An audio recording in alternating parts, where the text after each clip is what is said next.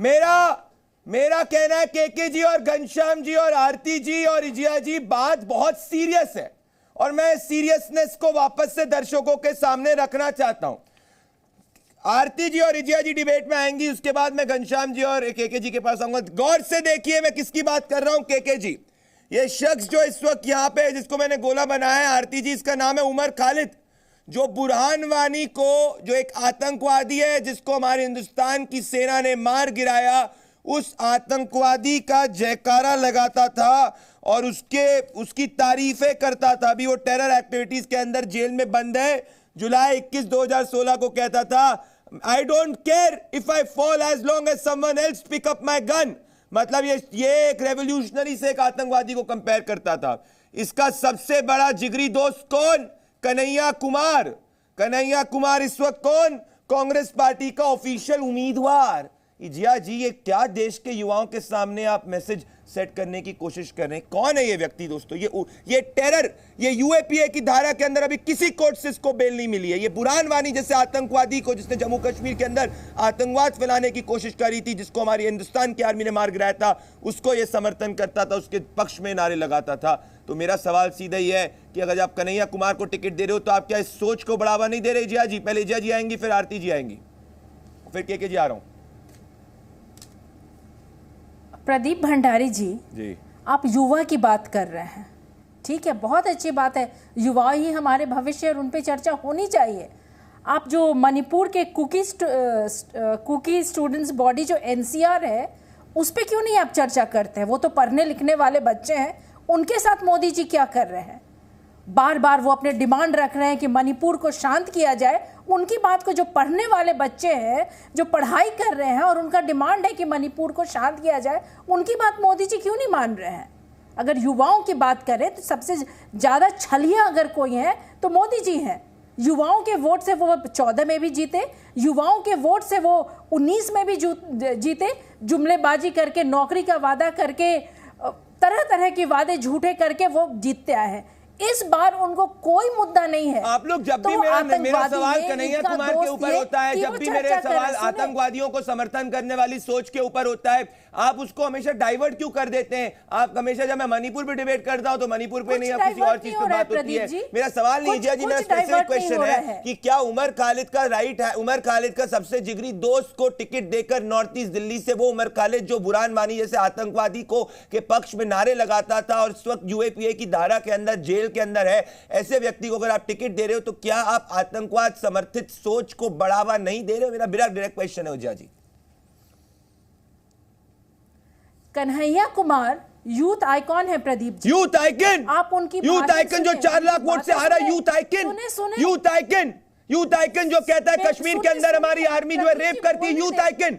मैं कह रहा हूं ऐसी गलती मत करिएगा, 4 लाख वोट से आ रहा है, ऐसी स्थिति नहीं, देश की सोच नहीं है ये, मैं आपको बता रहा हूं इजिया जी, ये देश की सोच नहीं है। यूथ आइकन देश के अंदर जो होते हैं ना, वो देश के लिए मान सम्मान गौरव बढ़ाते हैं। जैसे नीरज चोपड़ा वो यूथ आइकन है, जैसे विराट कोहली वो यूथ आइकन है, ये यूथ आइकन है। ये ऐसे लोग यूथ आइकन नहीं है जिनको 10 साल 15 साल लग जाते हैं अपनी पीएचडी की डिग्री हासिल करने के लिए एक इंस्टीट्यूट से। हाँ प्रदीप जी, मैं बोलूं? बोलिए। आप इंटरप्ट कर देते हैं, कंप्लीट नहीं, क्योंकि आपने यूथ आइकन बोला तो मेरे को विचलित हो गया। बातें को आप बिल्कुल आप उनकी भाषण को सुने, जितना उनको ज्ञान है। जेएनयू के पढ़े लिखे वो विद्वान है, वो ज्ञानी व्यक्ति है। कोई मोदी जी जैसे उनको सर्टिफिकेट दिखाने की जरूरत नहीं है। हमें तो ये भी नहीं पता वो क्लास 2 फेल है या क्लास 4 फेल है, लेकिन एक चीज जरूर है, वो जिस तरह से सनातनी की बात करते हैं, लगता है कि वेद पुराण में वो डॉक्टरेट की डिग्री बनारस यूनिवर्सिटी से हासिल किए हुए हैं, जो सबको सर्टिफिकेट देते हैं कि ये सनातनी है, ये सनातनी नहीं है। ये तो दुर्भाग्य है हमारे देश का।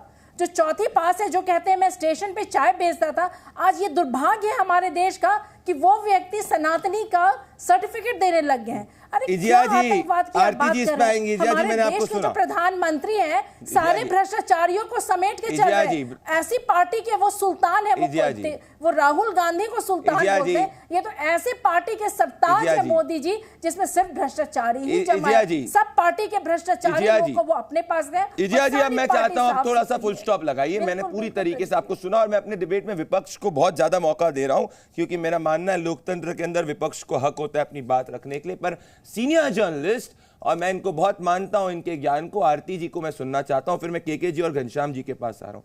मैं कह रहा हूं जेएनयू से आरती जी, जयशंकर जी भी पढ़े और एक कन्हैया कुमार भी पढ़ा है, दोनों में जमीन आसमान का फर्क है। पर क्या आप मानती हैं आरती जी, ऐसे व्यक्ति को टिकट देकर क्या टुकड़े टुकड़े की सोच आगे नहीं गई है? जया जी कह रही हूं यूथ आइकन है, जो 4 लाख वोट से हारे हैं, जो 10 साल, भगवान जाने कितने सालों में उन्होंने अपनी डिग्री को कंप्लीट किया है, पढ़ाई के अलावा सब कुछ किया, वो यूथ आइकन है, यूथ आइकन।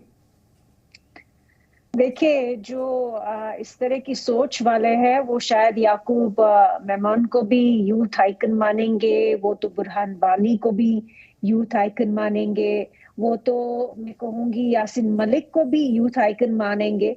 लेकिन ये विचारधारा जो है वो भारत के संविधान के खिलाफ है।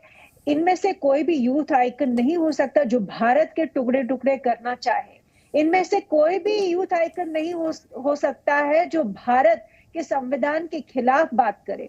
तो मेरे ख्याल से जितना भी ये जो शर्म की बात है कि कन्हैया कुमार फिर से इलेक्शन लड़ रहे हैं, और ये वही लोग हैं, ये वही व्यक्ति है जिन्होंने उमर खालिद जैसे विचारधारा को इस देश में मेन स्ट्रीम करने की कोशिश की। ये कैसे नेगेटिव यूथ आइकन है जो मर्डरर्स की करते हैं, सिफारिश करते हैं, बुरहान वानी जैसे लोगों को अपना आइकन मानते हैं, इंडियन आर्मी पे थूकते हैं। वो आर्मी, जिस आर्मी के सोल्जर्स ने इस देश के लिए बलिदान दिए हैं 1947 से लेकर अभी तक देते आ रहे हैं, इनको वो यूथ आइकन नहीं दिखते जो पुलिस में अभी भी पुलिस के लोग जो है कश्मीर में मारे जाते हैं, या आर्मी के लोग जो है मारे जाते हैं आतंकियों के हाथ। इनको वो यूथ आइकन नहीं दिखाई देते, इनको ये लोग दिखाई देते हैं जो इस धरती पे, इस संविधान पे थूकते हैं। तो मुझे नहीं समझ आता है कि ये जो हमारे पैनलिस्ट बैठे हैं आज इस डिस्कशन में, वो किस मुंह से ये बात कर रहे हैं। क्या उनको जरा सी भी शर्म नहीं है ये कहने में कि वो यूथ आइकन है? बिल्कुल आरती जी इस देश की प्रखर पत्रकारों में से एक। केजिया जी मैं आऊंगा, मैं आपके पास वो 2 बार आया, एक बार आरती जी के पास आया।